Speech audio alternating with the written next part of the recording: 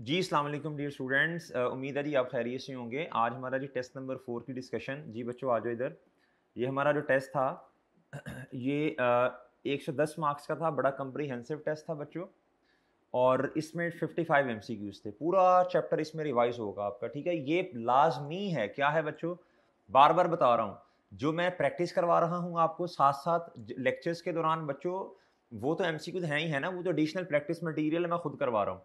और ये भी मैं खुद ही करवा रहा हूँ, लेकिन इसका टेस्ट लिया जाता है। इसके अंदर 2-3 तरह के सवाल शामिल हैं आई कैप के जो पास पेपर्स हैं जी। उसके अलावा जी वो जो आ सकते हैं पेपर में, ठीक है। और कुछ ऐसे हैं जी जो कि आई कैप का जो पुराना मटेरियल था उसके जो अच्छे एमसीक्यूज हैं। कुछ हमने आई कैप की जो किताब की लाइंस उठा उठा के बनाए हैं। जी बच्चों आ जाए इधर। कहता था following data pertains to alpha.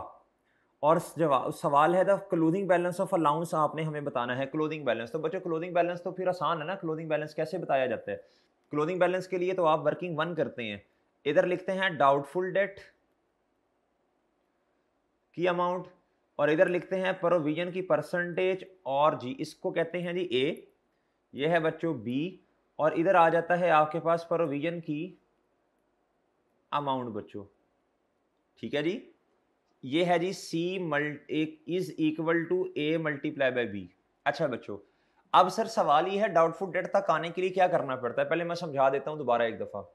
आपके पास टोटल डेटर्स होंगे क्लोजिंग वाले, क्लोजिंग प्रोविजन निकालनी है तो बच्चे क्लोजिंग वाले डेटर्स होंगे ना जी। क्लोजिंग डेटर्स में से आप क्या करेंगे बच्चों, सबसे पहले देखेंगे उसमें क्या चीजें हैं। उसमें गुड होगा, बैड होगा, और बच्चों क्या उसका नाम है डाउटफुल, यही तीन होते हैं। अच्छा आपको कौन से चाहिए, डाउटफुल, सही है बच्चों। अगर तो बड़ी तवज्जो से बात सुननी है, अगर तो टोटल डेटर्स जितने उसने क्लोजिंग में दिए हैं उसमें से already bad debt expense minus हो चुके हैं, कैसे पता चलेगा, लफ्ज लिखा होगा जी bad debt expense written off, bad debt expense charged, इसका मतलब है रिकॉर्ड हो चुके हैं। Bad debt expense written off recorded as it was decided and recorded, इसका मतलब है ऑलरेडी उन्होंने बैड डेट एक्सपेंस माइनस कर दिया इधर से।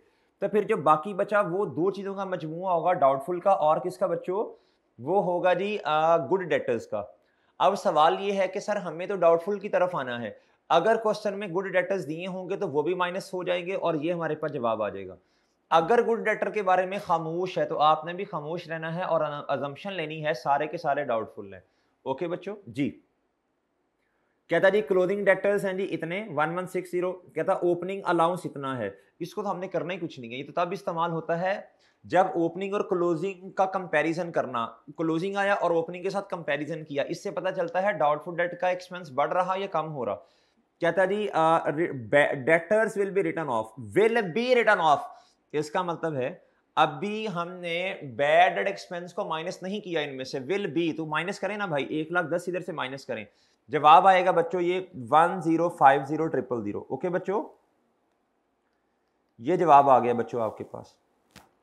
अब इसमें से दो चीजें हो सकती हैं, स्पेसिफिक प्रोविजन या जनरल। इस क्वेश्चन में स्पेसिफिक के बारे में खामोश है तो सारा का सारा जनरल ही होगा भाई फिर जी। और कहता है जी एटीएल की पॉलिसी है 10% अलाउंस की, तो बच्चों इधर आओ, और इसका जवाब आ जाएगा मेरा ख्याल है 1,05,000 जी, ये जवाब है बच्चों, ठीक है। उम्मीद है बात समझ गए। अगर सवाल ये होता कि प्रॉफिट और लॉस में कितनी अमाउंट जानी है, तो बच्चों एक तो कंफर्म जाननी थी, ये वाले प्रॉफिट और लॉस में जाने थे, और ओपनिंग और क्लोजिंग का जो डिफरेंस था, 1,00,000 क्लोजिंग है, ओपनिंग 90,000 है, तो 15,000 इसमें ऐड हो जाना था। सही है बच्चों, 1,25,000 प्रॉफिट और लॉस में चला जाना था, वो खैर सवाल नहीं है उसका जी। कहता which of the following are correct, कहता था good debts do not require any special treatment, 100% accurate बात है। कहता doubtful debt must stay in the counting record so that business continues to chase payment, जिसने किताब पढ़ी है लाइंस मेरे साथ साथ वो जवाब इसका दे सकता था जी। कहता what is the effect of increase in an allowance, बच्चों जब अलाउंस इंक्रीज होता है ना तो याद रखिएगा, एक तो डाउटफुल डेट का एक्सपेंस बढ़ता है, गम की बात है, और दूसरा कॉन्ट्रा एसेट अकाउंट बनता है, बढ़ता है। जब कॉन्ट्रा एसेट अकाउंट बढ़ेगा तो बच्चों याद रखिएगा आपके एसेट्स कम हो जाते हैं, एसेट्स कम होते हैं तो नेट एसेट्स कम होते हैं। कहता जी it will result in decrease in net current asset, 100% ऐसे ही है। मैंने पूरा ट्री बना के दिया था आपको। प्रॉफिट जब आपका कम होगा तो बच्चों आपकी इक्विटी कम होगी, नेट एसेट्स कम होंगे, फिर आपके आगे एसेट्स कम हो जाएंगे, एसेट्स कम होंगे तो नेट करंट एसेट भी कम होंगे जी। कहता जी एंट्री बतानी है आपने, mister X has made the entry in bad debt expense account to write off the ये, कहता what other entry does he need to make. बच्चों देखो ना एंट्री क्या होनी है, बैड डेट एक्सपेंस बच्चों होने हैं जी डेबिट, अमाउंट मैं अपनी तरफ से 10 से अज्यूम करता हूं, और बच्चों डेटर क्या हो जाएगा, क्रेडिट। ओके बच्चों जी कहता जी डेबिट एंट्री, कहता व्हाट अदर एंट्री, व्हाट कहता उसने एंट्री कर दी है बैड डेट एक्सपेंस को डेबिट कर दिया, कहता बताएं दूसरी एंट्री कौन होनी है, क्रेडिट होनी है ना, क्रेडिट एंट्री होनी है बच्चों जी। इस तरह का बच्चों एक सवाल एजिंग एनालिसिस में आपने देखा होगा। कहता which of the following should be reported in wise income statement for the year ended 31 मार्च 22, यानी अकाउंटिंग पीरियड के एंड की बात कर रहे हैं जी। कहता एट ईयर एंड, ये ईयर एंड के ऊपर ना एजिंग एनालिसिस दिया हुआ है बच्चों, 0 से लेके 30 तक जो अमाउंट है वो इतनी है। ये है बच्चों डाउटफुल डेट की अमाउंट, क्या है बच्चों ए, और ये है बच्चों प्रोविजन की परसेंटेज बी। तो प्रोविजन की अमाउंट आप निकाल सकते हैं मेरे भाई, सी बराबर है ए मल्टीप्लाई बाय बी के, बच्चों ये तो निकल सकता है, कोई इतना मसला नहीं है। और उसका सवाल क्या है, कहता है इनकम एंड एक्सपेंस में बताएं कितना जाना है।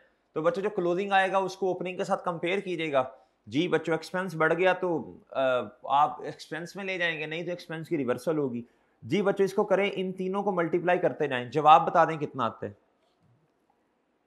जल्दी बता यार जल्दी, पहले इसको करो, जल्दी करो ना जी। दूसरा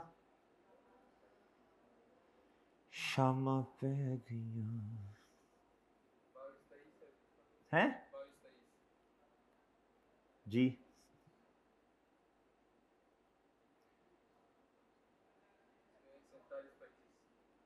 47-25 टोटल कितना हुआ,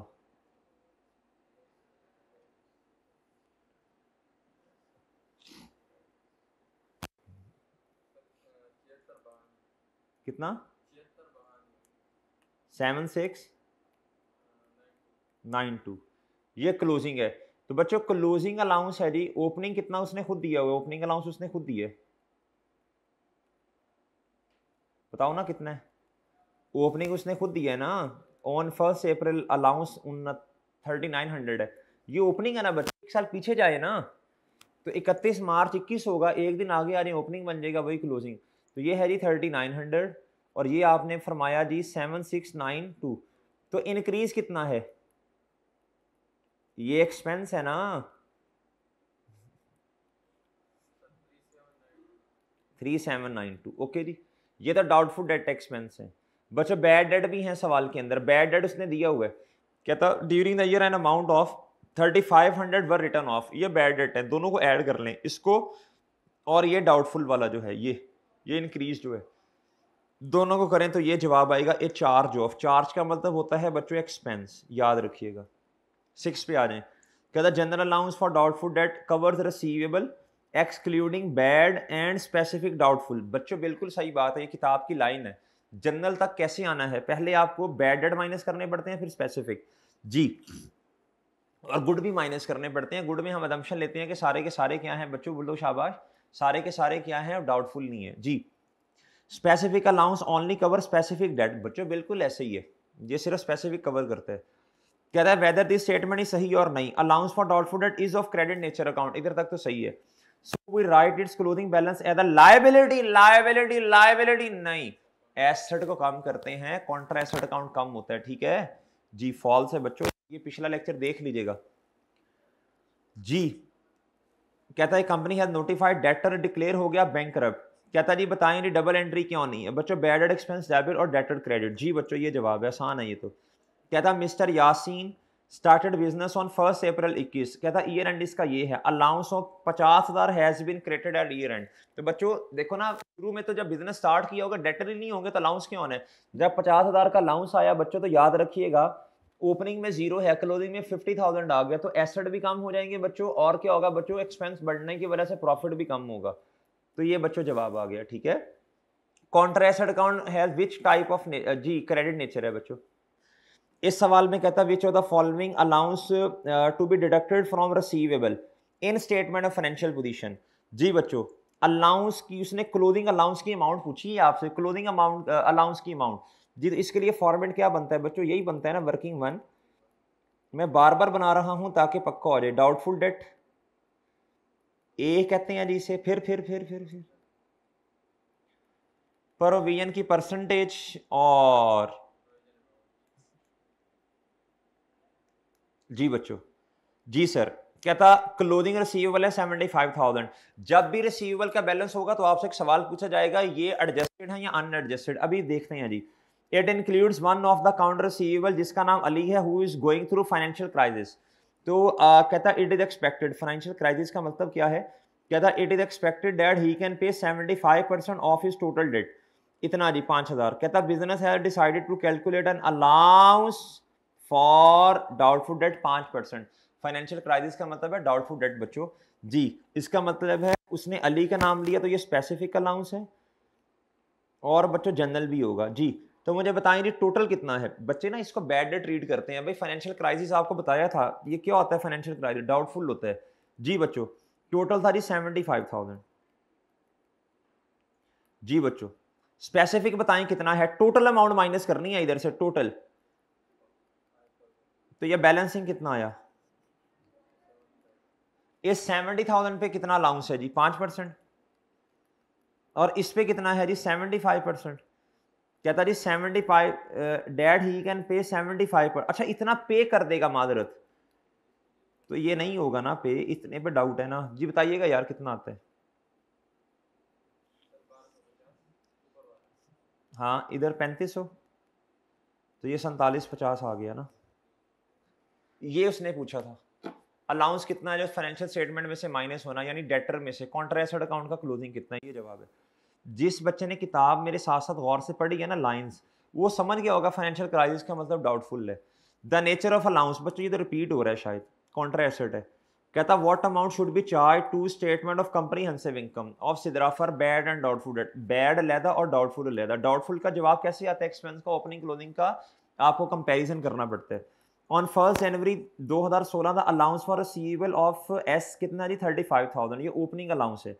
during the year ended 31st कहता डेट टोटलिंग इतना वर रिटर्न ऑफ 15,000 एक्सपेंस हो गया जी बैड। कहता इट वॉज डिसाइडेड अलाउंस जो है ना बच्चों डाउटफुल डेट का क्लोजिंग पे। यार कितना आसान सवाल है यार, कितना आसान सवाल है यार। इस तरह के सवाल अगर पेपर में आए ना तो हम तो इंशाल्लाह पास हो जाएंगे जी।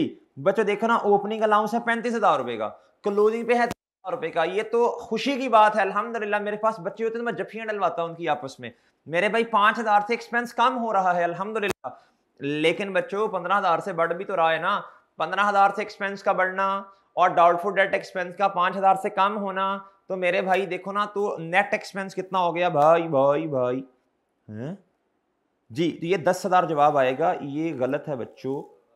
ये हमारे टीए भाई जो है ना, ये भी कोई पी चाय शाय पी के मेरा ख्याल है कोई इस तरह चलें। बहरहाल कोई नहीं, इंसान है, गलतियां होती हैं उससे भाई। ये 10,000 जवाब है, 10,000 नेट होगा। कहता जी on 1 January 2016 2017 the balance in the allowance for receivable 16,000 रुपया। ये पेपर में इस तरह के सवाल आते हैं ज्यादा, ये वाले जो हैं वो इतने टेक्निकल लेवल के हमने प्रैक्टिस तो की है लेकिन वो बड़े कम होते हैं इस तरह के। ये आते हैं ये कॉन्सेप्चुअल। कहता जी ये कहता जी at end of year it is decided to write off 9,000। ये तो बच्चों कंफर्म जन्नती है ना।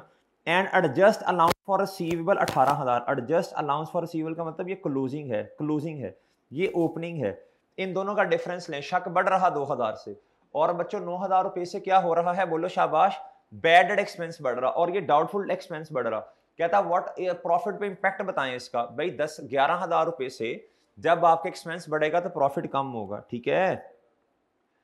Which of the following receivable have highest probability to default? भाई जिसके दिन ज्यादा है, बैलेंस ज्यादा नहीं, जिसके दिन ज्यादा उस पर उतना शक जी।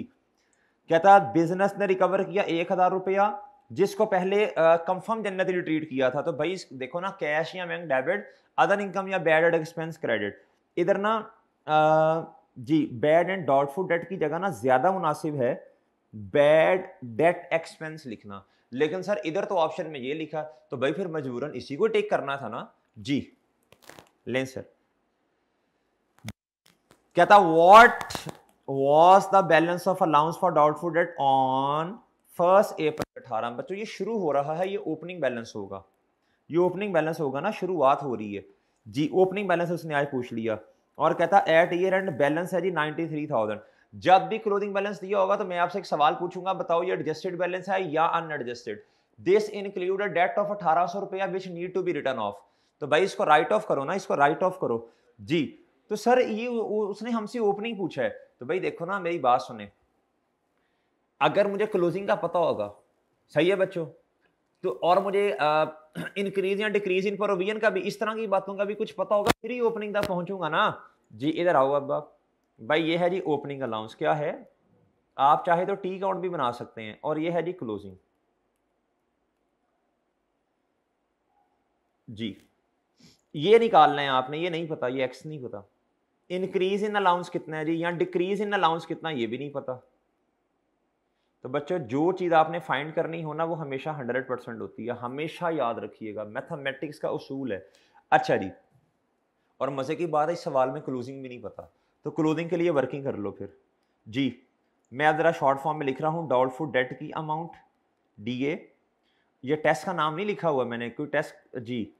ये है जी, इसे A कहते हैं, इसे B कहते हैं, और ये आ जाएगा बच्चों प्रोविजन की अमाउंट, ठीक है। पहले तो बच्चों वो माइनस करो ना, कंफर्म जन्नती जो है 93,000 में से 1800 माइनस करो, ये आएगा 91,200 शायद। अगर स्पेसिफिक होता तो मैं इसको इधर ना लिखता, फिर मैं स्पेसिफिक और जनरल को लैदा लैदा करता, वो नहीं है।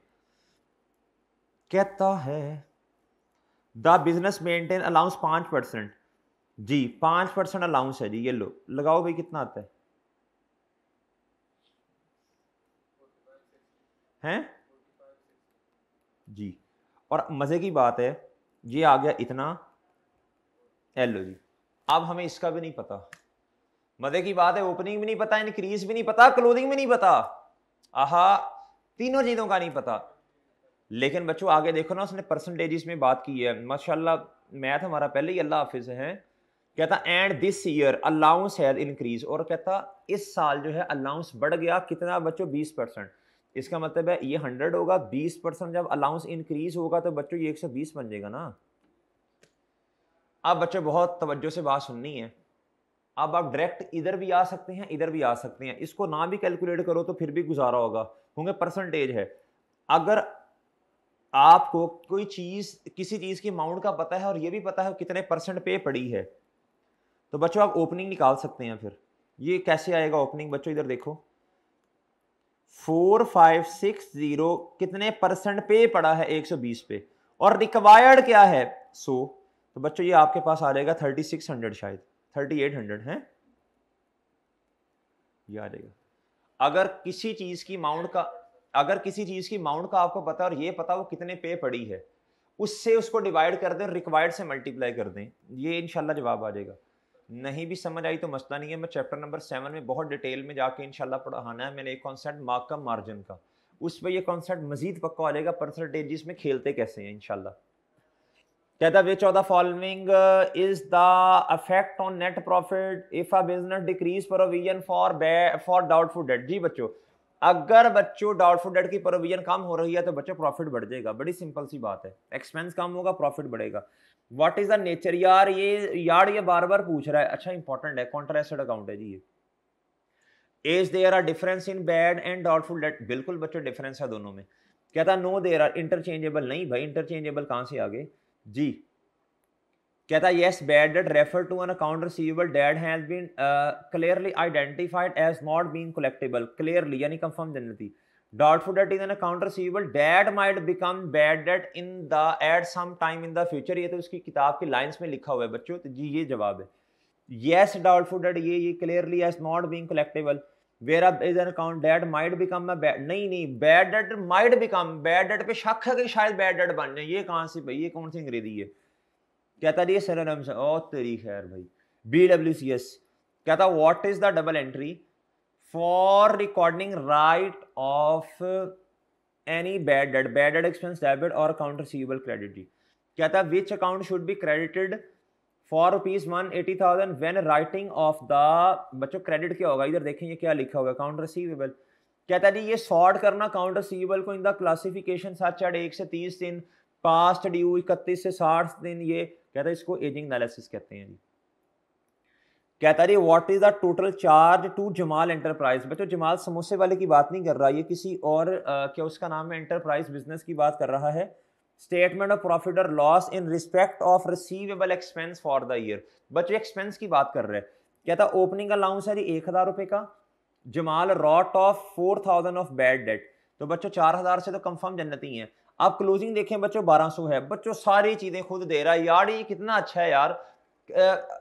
काश पेपर में भी ऐसा आ जाए। पेपर में ये दुआएं नहीं करते क्या या अल्लाह ये सवाल आ जाए, ये सवाल आ जाए, इस तरह की फनकारियां नहीं करते अल्लाह के साथ।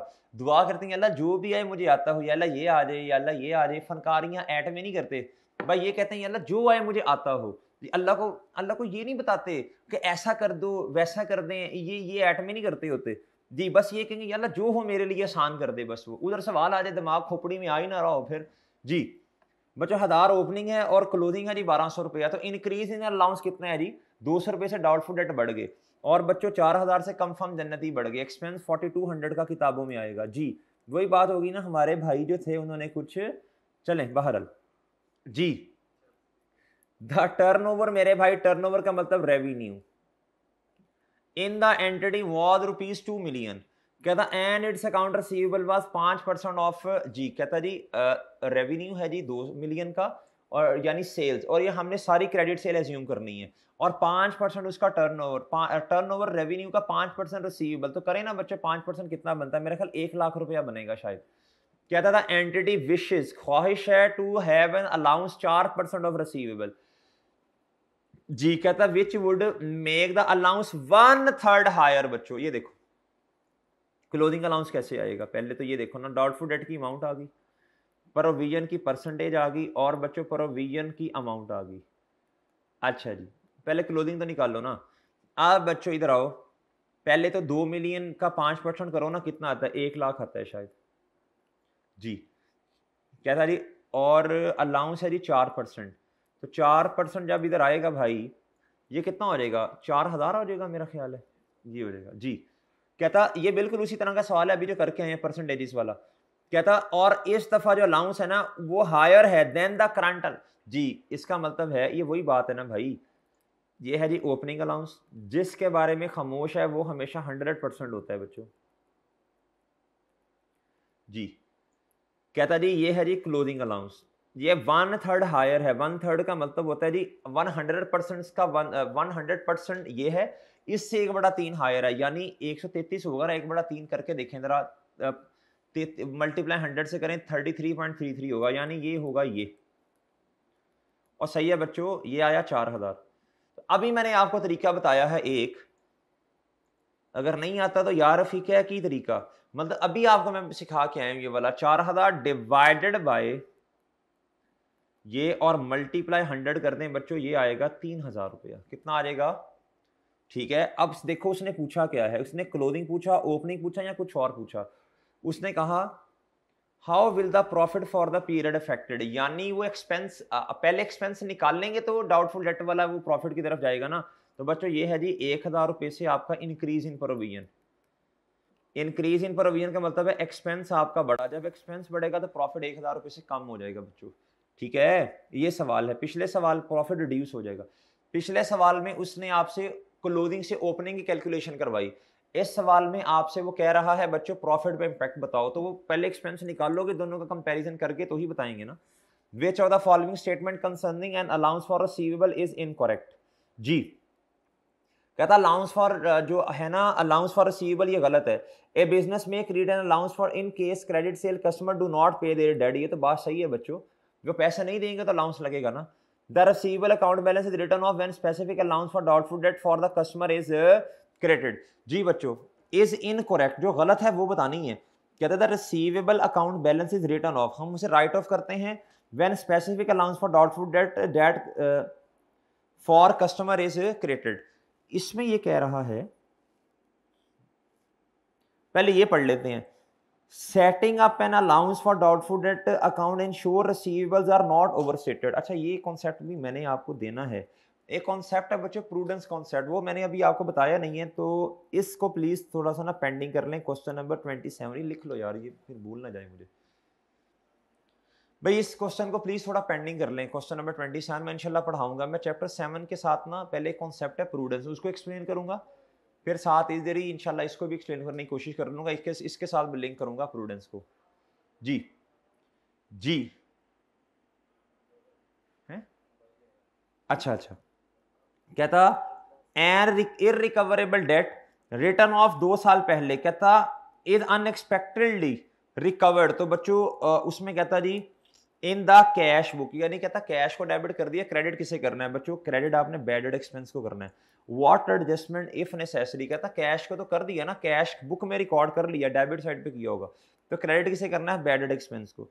बच्चों जब इंक्रीज इन अलाउंस है तो याद रखिएगा ये तो रिपीट हुआ है, शायद डिक्रीज होता है जी करंट एसेट, ये तो रिपीट हुआ है। कहता what should be included in statement of profit और loss for bad and doubtful debt, जी एक्सपेंस की बात कर रहे हैं जी।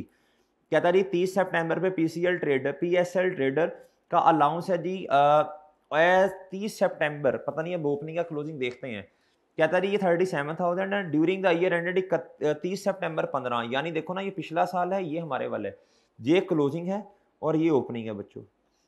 देखो ना एक साल का फर्क है ना, उसने इधर 30 सितंबर उधर इधर इसने ये 1 अक्टूबर लिखने की बजाय ना ये लिख दिया। कहता जी traders wrote off debt totalling बच्चों 18,000 at the end and it decided that allowance for doubtful debt should भी कितना बच्चों 20,000 रुपया। अब इधर देखो बच्चों 18,000 रुपये से एक्सपेंस क्या हो रहा है, बढ़ रहा है। और इधर देखो अलाउंस था पहले बच्चों 37 और 37 से कम हो गया, कितना हो गया बच्चों 20,000, यानी 17,000 से अलाउंस कम हुआ, यानी एक्सपेंस में कमी, सही है, और प्रोविजन में भी कमी। अब एक्सपेंस कम होगा तो बच्चों क्या उसका नाम है, बड़ी सिंपल बात है, 17,000 से एक्सपेंस में कमी, 18,000 से एक्सपेंस बढ़ रहा है और 17,000 से कम हो रहा है, तो नेट एक्सपेंस 1,000 रुपए का होगा। और एक्सपेंस की नेचर डेबिट होती है बच्चों, ठीक है, ये बढ़ रहा है ना, और ये एक्सपेंस में कमी क्रेडिट है, लेकिन ज्यादा डेबिट है, जवाब डेबिट में आएगा, ठीक है। At 31 March Salma was owed इतना बाय हर कस्टमर, कहता है इससे पैसे लेने हैं कस्टमर से, कहता उसके डाउटफुल डेट है 3500 रुपए के। कहता बताएं जी ये क्लोजिंग की बात कर रहे हैं, फाइनेंशियल स्टेटमेंट में कैसे लिखना है, तो दोनों को नेट करके लिखो ना बच्चों, ये कॉन्ट्रा एसेट अकाउंट माइनस कर दो 3500 इसमें से जी, बाकी गलत है, करंट लायबिलिटी थोड़ी रिकॉर्ड करते हैं बच्चों, बाकी गलत है नहीं सारे। What is the purpose, purpose बच्चों इसका ये है, याद कर लें इसको, record irrecoverable debt without making them, किताबों से इसे बाहर नहीं फेंकते डाउटफुल डेट को, याद रखिएगा। कहता जी showing the gross and expected amount and expected amount owed by trade receivable as a current asset. देखो ना स्टेटमेंट ऑफ फाइनेंशियल पोजीशन में अब मैं एक्सट्रैक्ट्स बना रहा हूं ना, तो मेरे पास करंट एसेट होंगे, उसमें डेटर होगा बच्चों, इसमें ग्रॉस एडजस्टेड अमाउंट आती है, कई दफा बताया है आपको, इसमें से आपने लेस कर देना है बच्चों क्या, प्रोविजन फॉर डाउटफुल डेट, तो इधर आपको बच्चों फिर नेट डेटर्स नजर आएंगे, ठीक है जी बच्चों, बिल्कुल ऊपर वाला सवाल यही वाला जी। कहता था existence of an allowance for doubtful debt, भाई जब अलाउंस फॉर डाउटफुल डेट आता है ना, एग्जिस्ट कर रहा होता है, तो आपके टोटल एसेट्स करंट या टोटल एसेट्स आपके करंट वाले डिक्रीज होते हैं। जब करंट एसेट डिक्रीज होगा, सिंपल सी बात है, टोटल एसेट भी डिक्रीज ही होंगे ना। खैर इधर इसने करंट एसेट पूछा है। ए ट्रांसफर टू, हाँ ये वाला एमसीक्यू अभी शायद मैं आपको ना बता सकूं, बल्कि मैंने बताया तो था ट्रांसफर करना। क्या था, add transfer to bad and doubtful debt expense, ये एक्सपेंस का अकाउंट है ना बच्चों, इसको जब ये किस में ट्रांसफर होगा जाके वाला, प्रॉफिट और लॉस में। तो देखो एक्सपेंस को मैंने ट्रांसफर करना है, जब ट्रांसफर करूंगा तो एक्सपेंस क्या हो जाएगा बच्चों बताओ, डेबिट होगा या क्रेडिट होगा, एंट्री जब करेंगे तो एक्सपेंस डेबिट, जब अकाउंटिंग पीरियड के एंड पे ट्रांसफर करेंगे तो बच्चों ये क्रेडिट हो जाएगा, और डेबिट क्या होगा, प्रॉफिट और लॉस जी। क्या था जी स्टेटमेंट ऑफ प्रॉफिट और लॉस में, ये तो खैर मैंने एंट्री बता दी, उसने तो सिंपल पूछा था। Which two the following transaction will affect the receivable account, opening and closing allowance, बच्चों ये रिसीवेबल के अकाउंट में कहाँ आते हैं, रिसीवेबल का अकाउंट का मतलब है डेबिट होना या क्रेडिट होना, तो ये तो आते ही नहीं है उधर, इसकी एंट्री करके देख लें, ओपनिंग और क्लोजिंग की वैसे भी एंट्री नहीं होती कोई। Increase and decrease on allowance, बच्चों ये थोड़ी आते हैं, इनका तो अपना अकाउंट बनता है। कॉन्ट्रा सेटलमेंट क्या होती है बच्चों, क्रेडिटर डेबिट और बच्चों डेटर क्रेडिट, तो डेटर क्रेडिट हो रहा है, ये अकाउंट रिसीवेबल का बैलेंस कम होगा, तो ये बिल्कुल सेटलमेंट या अर्ली पेमेंट डिस्काउंट, इसकी एंट्री क्या होती है? लर्निंग ऑब्जेक्टिव 11 पढ़ा था हमने चैप्टर नंबर 3 में। इसकी एंट्री क्या होती है बच्चों? रिसीवेबल क्रेडिट होता है, डेटर क्रेडिट और सेल्स डेबिट जी। तो ये दोनों की वजह से अकाउंट इफेक्ट होता है जी। Select the correct statement, due to decrease in provision profit will be decrease बच्चों। तो जब डिक्रीज होती है प्रॉफिट डिक्रीज नहीं, प्रॉफिट इंक्रीज होता है, गलत है ये। Due to bad debt expense profit will be decrease, जी बिल्कुल, ये बात बिल्कुल सही है, ये बात 100% एक्यूरेट है, ये बात सही है बच्चों जी। कहता what is the primary purpose of presenting the allowance for doubtful debt separately in the financial statement? कहता to highlight the potential impact of bad debt जी ऑन एसेट्स पे। जी बच्चों बिल्कुल यही होता है इम्पैक्ट बच्चों, उसका बताना। अरहम जी कोई पूछना है? नहीं रोकिए, रिकॉर्डिंग इस पेपर है, इसका पूछ लें जी। जी बच्चों ये मेरा उम्मीद है ये समझ आ गई होगी। To highlight the potential impact, the potential impact का मतलब है जी फ्यूचर में ये डाउटफुल डेट क्या बन जाएंगे बच्चों? हो सकता है देयर इज द पॉसिबिलिटी कि ये बैड डेट बन जाए, ठीक है। कहता treatment of bad date recovery क्या होता है जी? अदर इनकम क्या हो जाएगी बच्चों? अदर इनकम क्रेडिट होती है और बैड डेट एक्सपेंस कम होता है, ठीक है। डिक्रीज इन एन एक्सपेंस, एक ये ट्रीटमेंट है, बैड डेट एक्सपेंस क्रेडिट या other income credit, both A and B. How is the net amount of trade receivable calculated in statement of financial position? Allowance को minus करते हैं बच्चों current asset यानी उसमें से डेटर्स में से, ट्रेड रिसीवेबल में से। Select the most appropriate provision for doubtful debt tells us non correctable debt, नहीं बच्चों ये तो बैड डेट बताते हैं, नॉन कलेक्टेबल तो बैड डेट बताते हैं। Provision tell estimated bad debt, जी फ्यूचर में इतने हो सकते हैं। Which two of the following transaction will affect the receivable account? Two बच्चों, एक तो बैड डेट एक्सपेंस करेगा और दूसरा कैश, ये भी जवाब है, बी भी जवाब है बच्चों जी। बच्चों कहता कौन से दो चीजें ऐसी हैं जिससे रिसीवेबल का अकाउंट अफेक्ट होगा बच्चों? बैड डेट एक्सपेंस और जी सेटलमेंट डिस्काउंट या ट्रेड सेटलमेंट डिस्काउंट या कैश डिस्काउंट जी। ठीक है बच्चों, अलाउंस की वजह से नहीं होगा, अलाउंस की तो अपनी एंट्री है, बैड एंड डाउटफुल डेट्स दोनों की वजह से नहीं होता। डाउटफुल डेट एक्सपेंस तो बच्चों ये जो है ये तो प्रोविजन में जाएगा ना। What is the purpose of creating a reserve या allowance account for doubtful debt? जी बच्चों टू इंक्रीज रेवेन्यू, नहीं बच्चों कहता जी to account for potential future bad debts, ये जवाब है जी इसका। How is the estimation of allowance for doubtful debt typically done, क्यों करते हैं जी? कहता only when a specific customer is ना periodically based on assessment of all बच्चों आउटस्टैंडिंग रिसीवेबल। बच्चों जितने डेटर्स होते हैं टोटल डाउटफुल वाले, उनकी असेसमेंट लगाते हैं, इस पे प्रोविजन इतनी, स्पेसिफिक इतनी, जनरल इतनी जी। बच्चों पीरियोडिकली का मतलब है एनुअल बेसिस नहीं होता, पीरियोडिकली का मतलब है जितना पीरियड है। What happens to the allowance, what hap, यार इस दरवाजे को बंद करो यार प्लीज, आप इधर ही रहने दो कैमरा, कर दो बंद करो इस दरवाजे को। कहता what happens to the allowance for doubtful debt when it is estimated to increase? तो बच्चों जब इंक्रीज होगा तो एक्सपेंस रिकॉर्ड करते हैं, उसको मैसेज कर दो तमूर को, उसको पीआरसी चला जाए जी। कहता when a doubtful debt ultimately becomes a bad debt, कहता जब ये बैड डेट बन जाएंगे तो बच्चों देखो ना, तो प्रोविजन क्या हो जाएगी बच्चों? देखो जब आपने अलाउंस क्रिएट किया था, अब एक एक्सपेंस ऐसा था जो कि डाउटफुल था, वो क्या हो गया बच्चों? बैड डेट एक्सपेंस बन गया। तो बड़ी सिंपल सी बात है ना, तो डाउटफुल डेट एक्सपेंस कम हो गए बच्चों और बैड डेट एक्सपेंस बढ़ गए जी, बैड डेट एक्सपेंस डिक्रीज हो जाएंगे जी। कहता व्हाट हैपेंड, सॉरी ये बैड डेट एक्सपेंस इंक्रीज होंगे और बच्चों क्या उसका नाम है डाउटफुल डेट एक्सपेंस कम हो जाएंगे। जब वो कम होंगे अल्टीमेटली प्रोविजन भी कम होगी। Under what circumstances debtor might become bad debt, जी बताएं जी। बैंकरप्ट हो गया, customer refuses to pay, dishonest हो गया, या बंदा जी अल्लाह को प्यारा हो गया, all of the above. Why does the calculation of increase or decrease in an allowance for doubtful debt involve, बच्चों बहुत स्पेसिफिक और जनरल आता है इसमें। Why does a business set up an allowance for doubtful debt instead of writing off? जी to continue chasing payment for receivable, hope होती है कि स्टिल होप होती है जी कि शायद इनसे कोई रिकवरी हो ही जाए हमें जी। बच्चों कहता व्हाट आर डाउटफुल डेट, बच्चों जिसपे क्या होती है जी डाउट होता है कि शायद इनसे पैसे मिल ही जाए, ऊपर भी एक्सप्लेन हो चुके हैं। What is the बच्चों primary goal when investigating old outstanding amount from customers ji?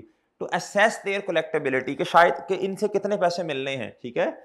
Outstanding amount जो होती है ना बच्चों, प्राइमरी गोल क्या है इनको इन्वेस्टिगेट करने का कि इससे इतने पैसे मिलने हैं, इससे इतने, इससे इतने, इससे इतने, अलग-अलग इस पे प्रोविजन लगा देती है ना, जो जितना पुराना उससे उतने कम पैसे मिलने के चांसेस होते हैं। हाउ कैन, उस पर सॉरी इतना डाउट ज्यादा होता है, how can ageing analysis be useful, they identify account that are require further investigation. बच्चों इसका एजिंग एनालिसिस क्यों करते हैं भाई? एजिंग एनालिसिस से पता चलता है जी कि बैलेंस जो है, क्या उसका नाम है, 0 से लेके 31 दिन 30 दिन तक कितना है, 31 से लेके 60 दिन तक कितना है, और 61 से लेके 90 दिन तक कितना है। ठीक है बच्चों, जो डेट जितना पुराना होगा उस पे प्रोविजन उतनी ज्यादा होगी, जो डेट जितना पुराना होगा उस पे प्रोविजन उतनी ज्यादा होगी। अच्छा, ये हम इसलिए कर रहे होते हैं ताकि हमें पता चले किससे हमें कितने पैसे मिलने हैं। ठीक है जी, कहता है पहला पढ़ लें, to help write off outstanding debt, नहीं, राइट ऑफ तो बैड डेट एक्सपेंस की वजह से होता है। To assess the age of employees, ओ भाई एम्प्लॉयज नहीं, ये तो कस्टमर्स होते हैं। To increase the value of account, नहीं बच्चों ये नहीं होता, इसका चार्ली जवाब है। What is the relationship between the age of debt and uncertainty in its collection, जितना ओल्ड डेट होगा उतनी अनसर्टेनिटी बच्चों ज्यादा होती है। ठीक है, why it is important to investigate old outstanding amount from customer, to increase expense, ना बच्चों आउटस्टैंडिंग अमाउंट को जो कस्टमर से हमने लेनी है उसको इन्वेस्टिगेट क्यों करते हैं, ताकि पता चले ना किस से कितने पैसे मिलने हैं और किस पर कितनी प्रोविजन की परसेंटेज लगानी है। ये नहीं है बच्चों, ये नहीं है। To determine whether they should be return off और an allowance should be made, ये जवाब है जी। What will be the effect on accounting equation due to increase in an allowance, पहले बच्चों ये बताएं ना इसकी एंट्री क्या होती है। Bad debt expense debit, sorry sorry sorry मादरत जी, doubtful debt expense debit, for example 10 रुपए से इंक्रीज की ये होती है। और बच्चों provision for doubtful debt credit जी, लें सर, ये एंट्री। ठीक है, अब बच्चों एक्सपेंस बढ़ रहा है, इधर देखें अकाउंटिंग इक्वेशन ड्रॉ कर लें बच्चों आप। एसेट्स बराबर हैं कैपिटल प्लस लायबिलिटीज के। ठीक है जी, अच्छा जी, डाउटफुल डेट एक्सपेंस बढ़ रहा है, एक्सपेंस की नेचर, एक्सपेंस के बढ़ने की वजह से कैपिटल क्या होता है, अकाउंटिंग इक्वेशन में जगह नहीं है ना जी, कैपिटल कम होता है बच्चों। और जब प्रोविजन कॉन्ट्रा एसेट अकाउंट है ना बच्चों, ये कॉन्ट्रा एसेट अकाउंट का मतलब एसेट से उल्टा अकाउंट, ये बढ़ेगा तो एसेट कम हो जाएगा, अकाउंटिंग इक्वेशन मैच, एसेट भी कम और कैपिटल भी कम जी। जवाब बता दें, capital and asset both decrease जी, ये जवाब है। What will be the impact on accounting equation due to bad debt expense जी, बैड डेट एक्सपेंस की नहीं जी, बैड डेट एक्सपेंस डेबिट, और बच्चों क्रेडिट क्या होगा, डेटर या रिसीवेबल, ये लें जी। ठीक है, अब इसको पुट करो बच्चों काउंटिंग इक्वेशन में, एसेट्स बराबर है कैपिटल प्लस लायबिलिटी जी। एक्सपेंस के बढ़ने की वजह से बच्चों काउंटिंग इक्वेशन में इसकी जगह नहीं है ना इनकम एंड एक्सपेंस की जी, कैपिटल क्या होगा, कम होगा बच्चों। ठीक है, और डेटर एसेट है तो एसेट भी कम हो जाएगा, क्रेडिट हो रहा तो। ठीक है बच्चों, बोथ क्या हो जाएंगे, कैपिटल एंड एसेट डिक्रीज हो जाएंगे। ठीक है बच्चों, ये हमारी डिस्कशन होगी है जी किस चैप्टर की, चैप्टर नंबर 5 और टेस्ट जी, ये हमारी चैप्टर नंबर 5 के टेस्ट की डिस्कशन होगी। उम्मीद है जी बातें समझ आ गई होंगी। इजाजत दीजिए, अल्लाह हाफिज।